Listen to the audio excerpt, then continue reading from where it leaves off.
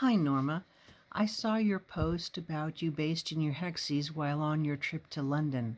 I find English paper piecing the perfect activity for long trips. I noticed that you are using many quilters clips, these guys, to hold the fabric to the hexie template. I would like to share with you how I prep my hexies without the quilters clips. If you don't need to use them, it's one less thing to be concerned about losing. For 1-inch hexies, that's these guys here, I cut my fabric into 2.5-inch squares.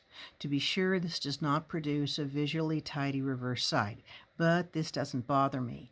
If it does bother you, you can always trim the seam allowance fabric afterwards. I do this because it's easier for me to cut a 2.5-inch square than to cut the fabric into a hexagon shape. So this is my procedure. I center the template on the fabric like this, and with a small headed straight pin, I secure the fabric to the template through the hole. Then I take my thread and I fold the fabric over the edge and I crease it just with my fingers, and then I take the needle and I place it right against the edge of the template like that, and I fold it over. That gives me a very nice firm crisp edge. And then I take a back stitch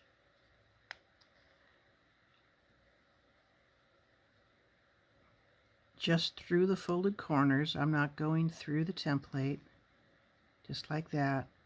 Then I turn it, crease it, fold the fabric over the edge of the template and my needle to give me a nice crisp edge, and take another back stitch.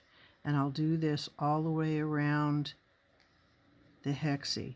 As you can see, I'm getting a very nice crisp edge, and I don't have to worry about fiddling with the quilter's clips, which can be annoying if you're in a confined space in a moving vehicle. Also, the thread I'm using is absolute pure rubbish thread. I inherited a lot of 1940s era cotton thread from my mother and my mother-in-law. I wouldn't dare use that cotton thread for garment construction because I worry about the strength of it, but for temporary basting or something like this, it's absolutely perfect.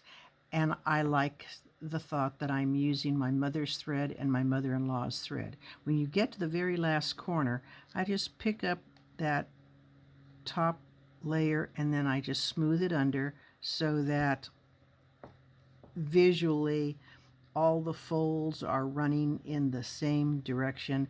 That really isn't necessary. That's just me being fiddly. And I do the last back stitch like that.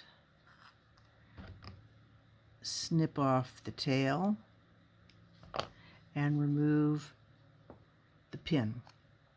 So what I have here is the hexie is completely covered by the fabric.